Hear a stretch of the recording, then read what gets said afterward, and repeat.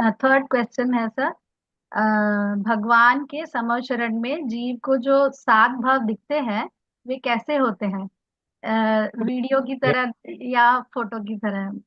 भगवान के भामंडल में, समवसरण में सात सात भव दिखाई देते हैं। तो कैसे दिखाई देते हैं? फोटो की तरह या वीडियो की तरह? जैसा सोचे वैसे। आप ये समझना क्या है, तो भगवान के दिखाई देते हैं। सच बात तो ये है कि इसको समझाना बहुत मुश्किल है। उसमें तो पूरा पूरा भव नजर आता है। तो वीडियो में तो क्रम क्रम से आएगा चीज, और फोटो में वो स्थिर हो जाएगा। वो तो उसके ऊपर निर्भर करता है कि जो भामंडल देख रहा है, जिसकी भामंडल पर नजर पड़ी, तो उसे अपना अपना भव नजर आता है कि मैं पूर्व में क्या था। और वो बिल्कुल संशयात्मक नहीं होता। वो बिल्कुल ऐसे ही होता है कि जैसे वो उसी भव में पहुंच गया हो।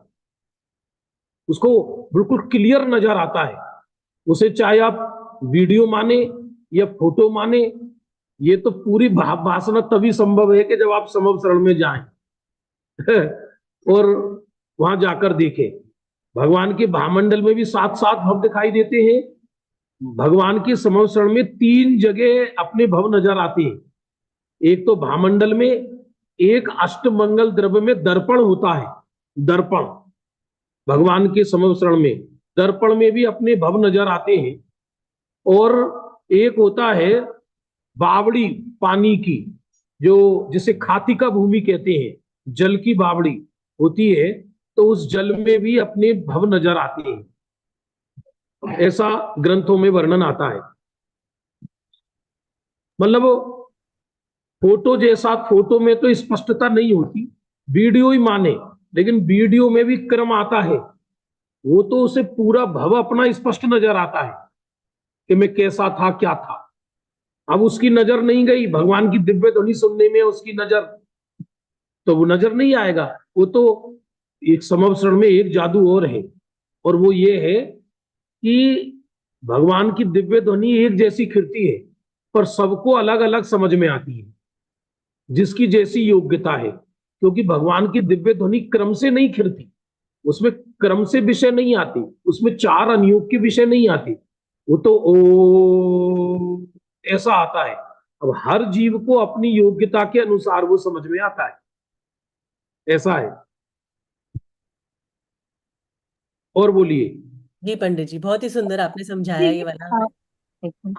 ये जो दर्पण और जो बावड़ी है उसमें भी सात सात भाव दिखाई देते हैं या मतलब कितने भाव दिखते हैं उसमें?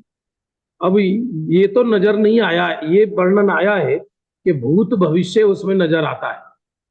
तो ये पक्का है कि भामंडल से अधिक तो नजर नहीं आएंगे, साथ ही नजर आएंगे। यदि होंगे तो, नहीं होंगे तो नहीं आएंगे नजर।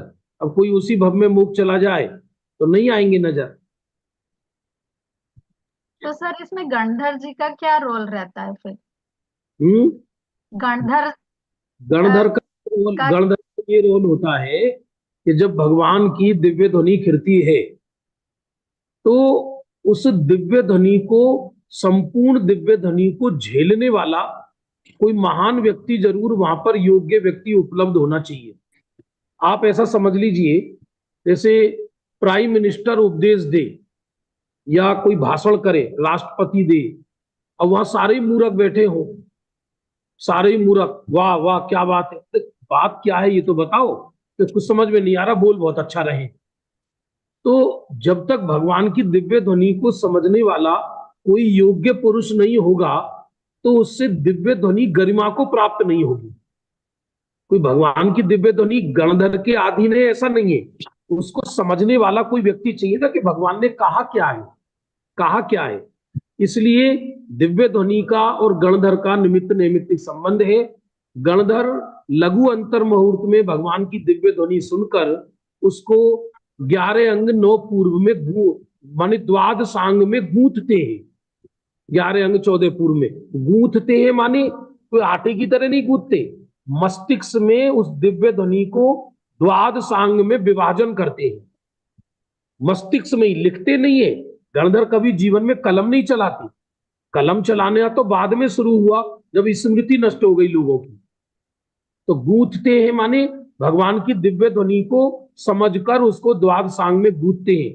फिर भी जितना दिव्य ध्वनि में आया उसका असंख्यातवा भाग ही गणधर ग्रहण कर पाते हैं, असंख्यातवा भाग ही। ये उसका गणधर का महत्व होता है।